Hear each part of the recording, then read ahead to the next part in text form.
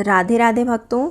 अब तक हमने भगवान विष्णु के 10 अवतारों में 9 अवतारों की कथा सुनी। आज हम विष्णु भगवान के 10वें अवतार कल्कि अवतार की कथा सुनेंगे। जब कलयुग में पाप, अधर्म आदि की सभी सीमाएं टूट जाएंगी, तब भगवान विष्णु ब्राह्मण कुल में कल्कि अवतार लेंगे और पृथ्वी से असत्य, अहिंसा, अधर्म, पाप आदि का नाश कर पुनः धर्म की स्थापना करेंगे और तब सतयुग का जन्म होगा। आज जो आप सुनने जा रहे हैं वह सिर्फ एक कथा नहीं, बल्कि स्वयं श्री हरि के अंतिम अवतार का ऐलान है। जब धर्म समाप्त हो जाए, जब अन्याय ही नीति बन जाए, तब भगवान स्वयं इस धरती पर अवतार लेते हैं। जब कलयुग का अंतिम समय आएगा, तब कल्कि अवतार होगा। भगवान श्री राम और श्री कृष्ण का भी अवतार अपने अपने युगों के अंत में हुआ था। संभल गांव में विष्णुयश नामक श्रेष्ठ ब्राह्मण के पुत्र के रूप में भगवान कल्कि जन्म लेंगे। देवदत्त नामक घोड़े पर सवार होंगे, अपनी तलवार से दुष्टों का संहार करेंगे और तब सतयुग का प्रारंभ होगा। भगवान विष्णु का यह अवतार कल्कि अवतार के रूप में जाना जाएगा। उनकी माता का नाम सुमति होगा। उनके 3 बड़े भाई होंगे, सुमंत, प्राज्ञ और कवि। याज्ञवल्क्य जी पुरोहित और भगवान परशुराम जी उनके गुरु होंगे। भगवान कल्कि के 4 पुत्र होंगे, जय, विजय, मेघमाल और बलाहक। उनकी पत्नी का नाम वैष्णवी रूपी रमा और लक्ष्मी रूपी पद्मा होगा।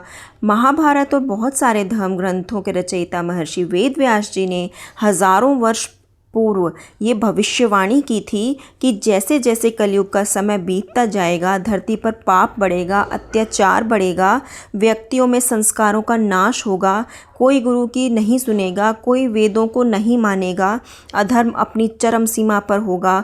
तब भगवान कल्कि अपने गुरु भगवान परशुराम के निर्देश पर भगवान शिव जी की तपस्या करेंगे और दिव्य शक्तियों को प्राप्त करके और उसके बाद देवदत्त नाम के घोड़े पर सवार होकर पापियों का संहार करेंगे और धर्म का पताका लहराएंगे और उसके पश्चात सतयुग का आरंभ होगा। अग्नि पुराण में भगवान विष्णु के कल्कि अवतार को धनुष बाण से सुसज्जित तथा सफ़ेद घोड़े पर बैठे देखा जाता है।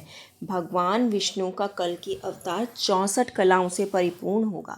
श्रावण मास के शुक्ल पक्ष की षष्ठी तिथि को भगवान कल्कि अवतार लेंगे।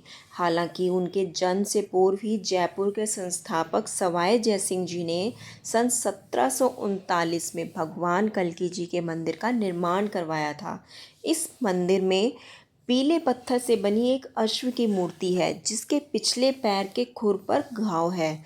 कहा जाता है कि जब यह घाव पूरी तरह से भर जाएगा, तब कल्कि अवतार होगा और यह मंदिर हवा महल के सामने है।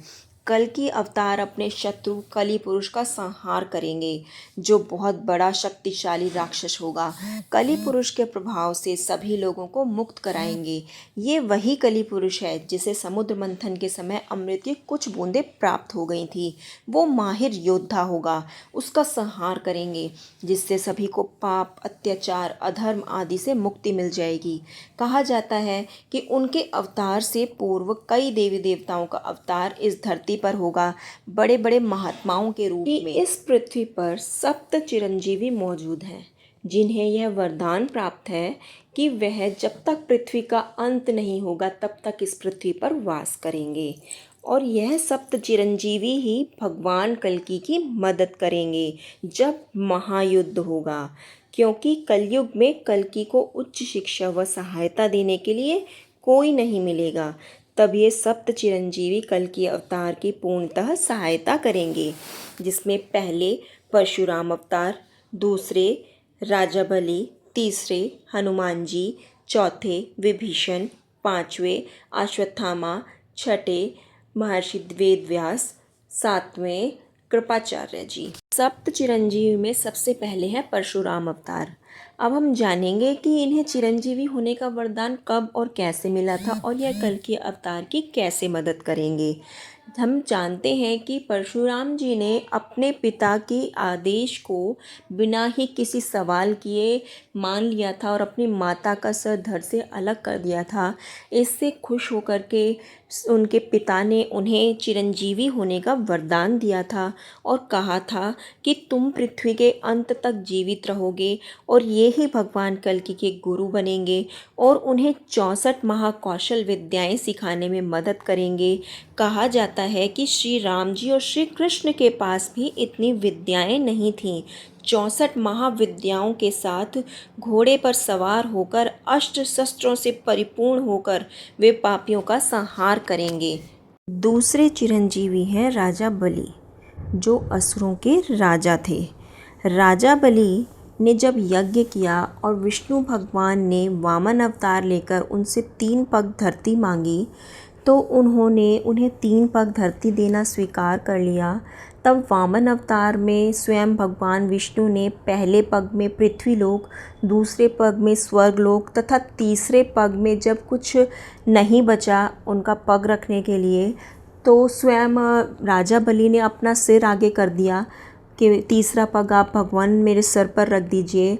तब वामन अवतार विष्णु भगवान ने खुश होकर के उन्हें चिरंजीवी होने का वरदान दिया था और कहा जाता है कि राजा बलि अपनी सेना के साथ आएंगे और कल्कि अवतार की सहायता करेंगे जब वह महायुद्ध होगा। तीसरे चिरंजीवी हैं हनुमान जी। एक कथा है कि जब राम जी को अपने धाम बैकुंठ लोक वापस जाना था, तब उन्होंने हनुमान जी के साथ एक रचना रची। राम जी ने अपनी एक अंगूठी धरती की जो दरार थी उसमें फेंक दी, जो दरार पाताल लोक तक जाती थी। राम जी ने कहा, मेरी अंगूठी लाकर दे दीजिए, और राम जी की आज्ञा का पालन करने के लिए हनुमान जी मुद्रिका लेने के लिए गए और तब श्री राम हनुमान जी के जाने के बाद ही बैकुंठ लोक जा सके। हनुमान जी श्री राम जी को चिरंजीवी अर्थात अमरता का वरदान देकर गए। कलयुग में हनुमान जी कल्कि जी के सारथी बनकर आएंगे और युद्ध के अंत तक साथ देंगे। चौथे चिरंजीवी हैं विभीषण जी। विभीषण जी रावण के भाई थे। रावण ने असत्य और हिंसा का मार्ग अपनाया और विभीषण जी ने सत्य और अहिंसा का। विभीषण जी ने सच्चाई और अच्छाई का रास्ता चुना था और यह कह पाना कठिन है कि विभीषण जी को अमरता का वरदान कब मिला था, लेकिन कहा जाता है कि द्वापर युग में जब युधिष्ठिर जी का राज्याभिषेक हो रहा था, तब विभीषण जी सहदेव जी से मिले थे और माना जाता है कि विभीषण जी को भी अमरता का वरदान प्राप्त है। विभीषण जी कलयुग के अंत में हनुमान जी के साथ कल्कि अवतार का साथ देंगे। पांचवें चिरंजीवी हैं भगवान वेद व्यास। महर्षि वेद व्यास जी। महर्षि वेद व्यास जी को ज्ञान का देवता कहा जाता है, जिन्होंने वेदों को 4 भागों में विभाजित किया है, ऋग्वेद, यजुर्वेद, सामवेद और अथर्ववेद। भगवान वेद व्यास जी ने 18 पुराण लिखी, जिनका ज्ञान पूरे ब्रह्मांड में फैला हुआ है। कहा जाता है कि कलयुग के अंत में वेद व्यास जी कल्कि जी को सभी वेदों व पुराणों का ज्ञान देंगे, जो उनकी युद्ध में मदद करेंगे। छठे चिरंजीवी हैं अश्वत्थामा। गुरु द्रोणाचार्य का बेटा अश्वत्थामा, जिसे अपने पिता के कारण अमर होने का वरदान मिला था। वरदान ऐसा जिसमें बीमारी, भूख प्यास, हथियार के हमले उनका कुछ नहीं बिगाड़ सकते। आगे चलकर अश्वत्थामा ने दुर्योधन से दोस्ती की, भारत युद्ध में कौरवों का साथ दिया और इतनी गलतियां की कि भगवान श्री कृष्ण ने अमरता के वरदान को श्राप में बदल दिया और कहा कि तुम्हारे शरीर से इतनी दुर्गंध आएगी, भूखे प्यासे रहोगे और कोई तुम्हारी मदद नहीं कर पाएगा। और कहा जाता है कि कलयुग के अंत में अश्वत्थामा को अपनी गलती का एहसास होगा और कलयुग के अंत में महायुद्ध में भगवान कल्कि का साथ देंगे। सातवें चिरंजीवी हैं कृपाचार्य जी। महाभारत युद्ध के सबसे शक्तिशाली योद्धाओं की बात आती है तो उनका नाम आता है। एक बार उन्होंने महाभारत के युद्ध में अर्जुन से भीषण युद्ध किया था। भले ही वे कौरवों के साथ थे, लेकिन उन्होंने कभी पांडवों से अन्याय नहीं किया था। इसी भाव को देख करके श्री कृष्ण ने उन्हें अमरता का वरदान चिरंजीवी होने का वरदान दिया था। भगवान कल्कि जी की जो प्राथमिक शिक्षा होगी वो कृपाचार्य द्वारा ही दी जाएगी। कलयुग के अंत में कल्कि अवतार होगा और कहा जाता है कि कलयुग के 5000 वर्ष पूरे हो चुके हैं और अब भी 4,26,874 साल बचे हैं। और जब कलयुग का अंत आएगा उसी समय कलयुग में कल्कि अवतार होगा। इस तरह हमने भगवान विष्णु के 10 अवतारों की कथा सुनी और आज ये कथा यहीं समाप्त होती है। वैसे ये उनके प्रमुख 10 अवतार हैं।